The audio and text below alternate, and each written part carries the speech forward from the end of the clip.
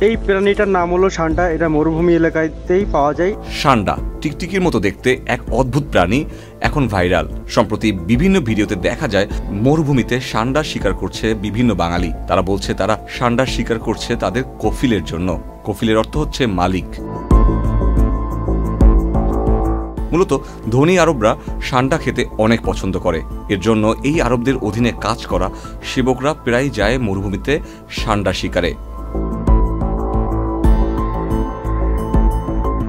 প্রথমেই প্রশ্ন জাগে, এই টিকটিকির মতো দেখতে প্রাণীটা কি আসলেই টিকটিকি? উত্তর হচ্ছে হ্যাঁ, তবে এরা সাধারণ টিকটিকির থেকে অনেক আলাদা। এদের দেহ বেশ মোটা, আর সবচেয়ে আকর্ষণীয় জিনিসটা হলো এর লেজ। এই লেজ দিয়ে এরা শত্রুর আক্রমণ থেকে নিজেদের রক্ষা করে।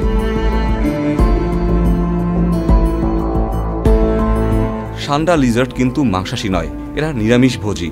পাতা, শুকনো ঘাস এসবই এদের খাদ্য তালিকায় থাকে। মরুভূমির কঠিন পরিবেশেও এরা খুব ভালোভাবে টিকে থাকতে পারে।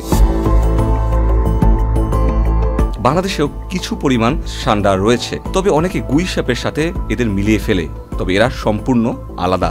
অনেকে মনে করে ষান্ডা লিজার্ডের তেল নাকি খুব মূল্যবান এবং বিভিন্ন ঔষধ হিসেবে কাজ করে। এই কুসংস্কার এমন পর্যায়ে গিয়েছে যে অনেক মানুষ এই প্রাণীটিকে ধরে ধরে মেরে ফেলে শুধুমাত্র এই তথাকথিত তেল পাওয়ার জন্য। অথচ এই বিশ্বাসের কোনোই বৈজ্ঞানিক ভিত্তি নেই। সবশেষে বলা যায় ষান্ডা লিজার্ড একটি ভুল বোঝা প্রাণী। এর জীবনযাপন, শারীরিক গঠন আর পরিবেশের সঙ্গে মানিয়ে নেওয়ার ক্ষমতা সত্যি অবাক করা। Ikhtiar Ferdous, channel I.